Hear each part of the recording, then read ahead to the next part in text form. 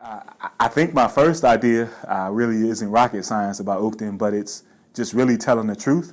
Oftentimes, I think the real narrative about Oakton isn't out there. When there are things that people maybe have questions about or things that people don't necessarily agree with, those have been the narrative that many people have about Oakton. So my goal is to really tell the entire picture. So there's so many different amazing things that are already going on at Oakton that, number one, are not going on at other schools in the area. And so I would really want to highlight that. So one example would be the fact that we have the Gardenier Project that's been here for a number of years. We're one of the few schools in the area that has this unique advantage or opportunity for our students to learn about healthy eating, to have hands-on experience with gardening, and to get structured lessons weekly about the various pieces of that.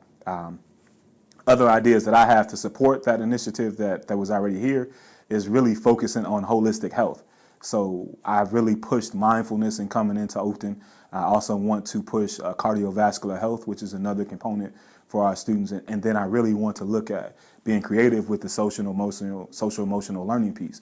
So not just focusing on the second step curriculum, which is one of the things that all the schools in the districts are doing, but also look at anti-bullying and pushing that initiative, looking at making sure all of our students are appreciated. So long term, I really like to see what equity and seed in action would look like from my students in the leadership role, and then how we can just support everyone at the building level with those social emotional needs. So the holistic health piece would be one big piece that I'll push during my time at Oakton. But I also want to find out how to push our students into leadership roles so that they're able to be ready for the intensity of what they're expected to do at middle school and high school and beyond, but also so they're connected to what's going on in the community.